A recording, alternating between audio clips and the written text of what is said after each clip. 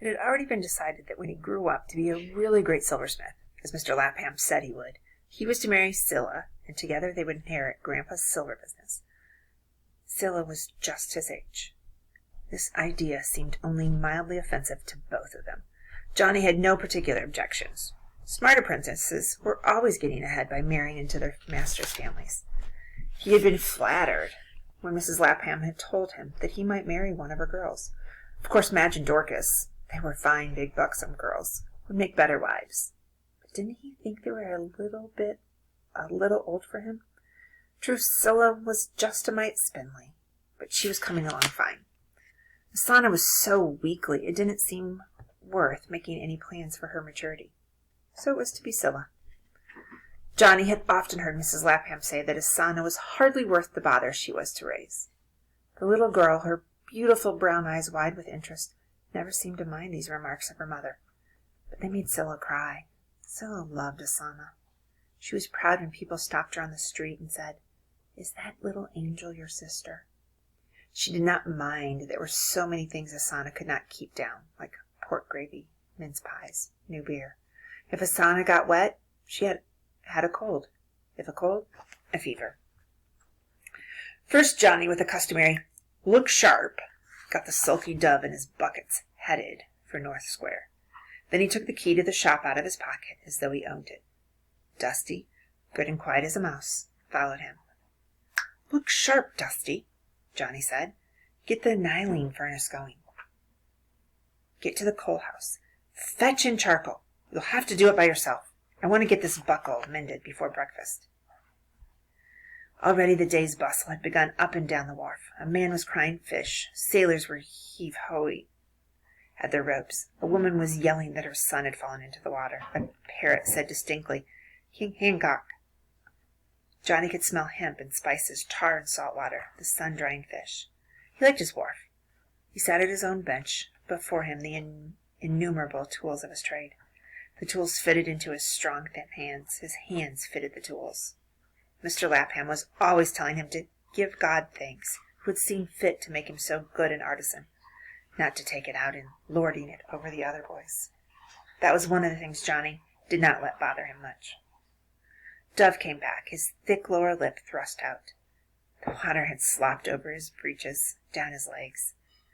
"Mrs. Lapham does not want you in the kitchen?" Johnny did not even look up from his buckle. "Nah." "Well then, the spoon you finished yesterday afternoon has to be melted down, made over. You beat it to the wrong gauge." "Did Mr. Lapham say 'twas wrong?"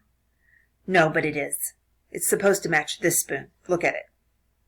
Dove looked. There was no argument. "So get out a crucible. As soon as Dusty's got the furnace going, you melt it down and try again." "I'd like to get you in a crucible," thought Dove, "and melt you down, and beat you to the proper gauge. 2 years younger than me, and look at him." It was Asana who ran in to tell them that Grandpa was in his chair and breakfast was on the table. The soft brown eyes combined oddly with the flying fair hair. She did look rather like a little angel, Johnny thought, just as people were always telling Scylla on the street. And so graceful. She seemed to float about rather than run. No one, to see her, would ever guess the number of things she couldn't keep down. Mr. Lapham, as befitted his venerable years and his dignity as master of the house, sat in an armchair at the head of the table. He was a peaceful, kind, remote old man. Although his daughter-in-law was always nagging him to collect bills, finish work when promised, and discipline his apprentices, nothing she said seemed to touch him. He did not even bother to listen.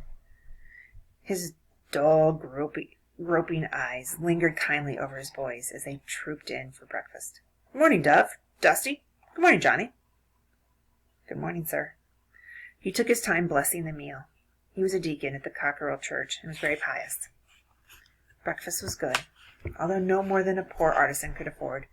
Milk and ale, gruel, sausages, and cornbread. Everything was plentiful and well cooked.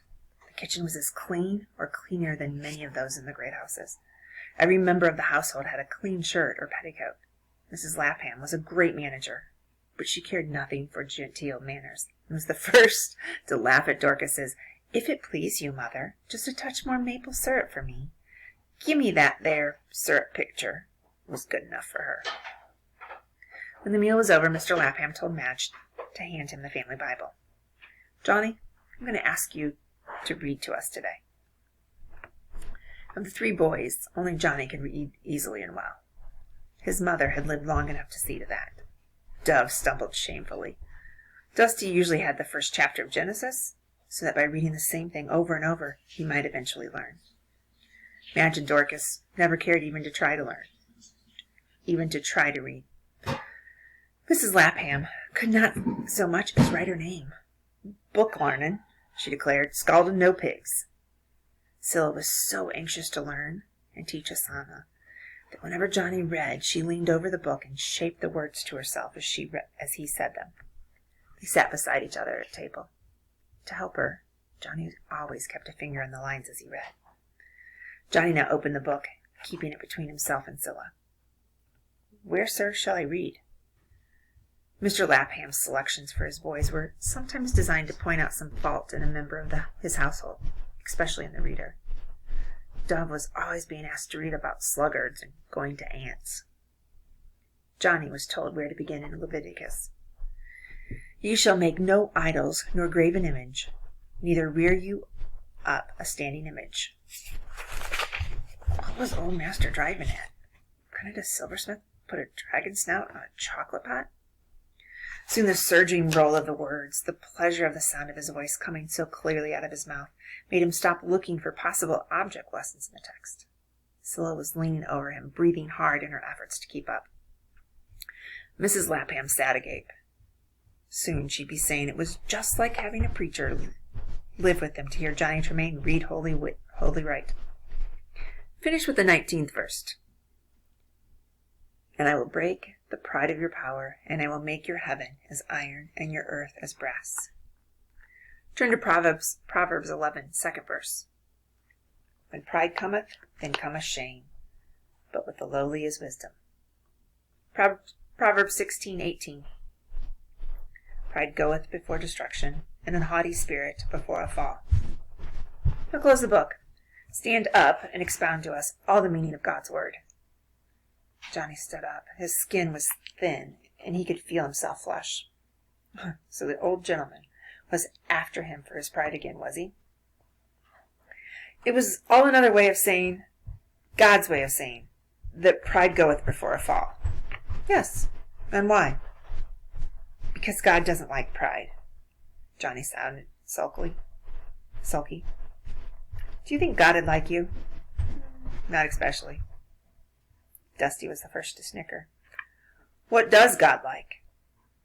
Humble people," said Johnny wrathfully. "He sends punishments to people who are too proud."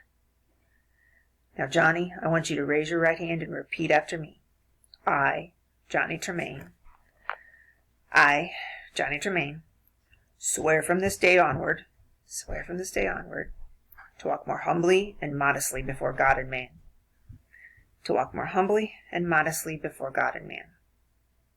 Just because some folks are not so smart," the old master gave Dove and Dusty a pitying glance, "it's no reason why other folks should go around rubbing their noses in their own stupidities." Either Dove or Dusty kicked Johnny under the table.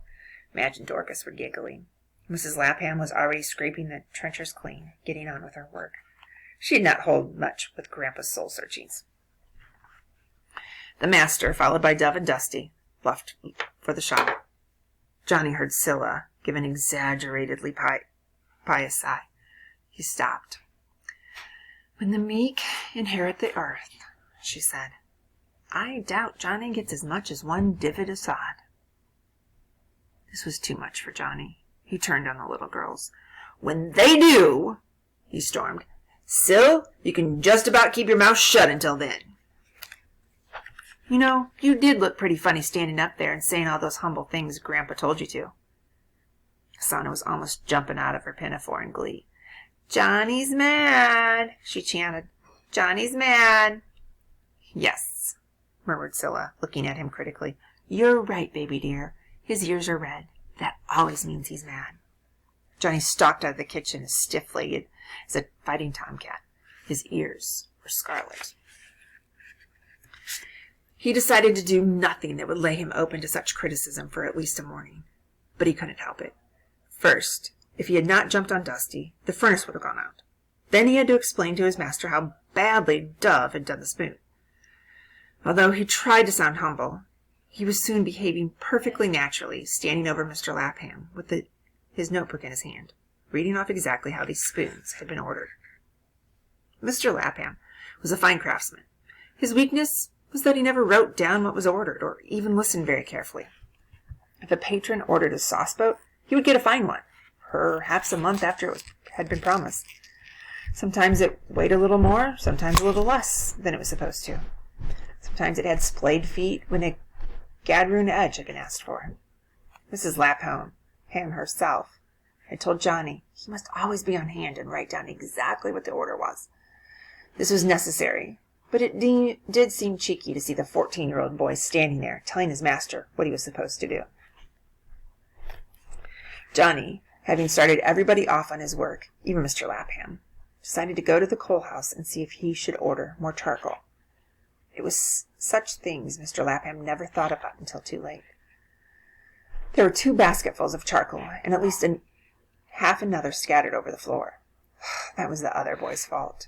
Johnny himself was too valuable to carry charcoal. He started to yell for Dusty, thought better of it, and went to work arranging the dirty stuff himself. When he was a master craftsman, he wasn't going to buy charcoal by the basket. He was going to own his own willows, say, out in Milton. That would save, say, 2 pence a basket. In a year, he began to figure. And he wouldn't take just any boy whose father or mother wanted him to be a silversmith. He'd pick and choose. He saw himself sitting at his bench, his shop crowded with boys with mothers, boys with fathers, all begging to be allowed to work for him. He'd not talk to the parents, only to the boys. What church did they go to? King's Chapel? All right. Describe to me at least 1 piece of silver you see used every Lord's Supper.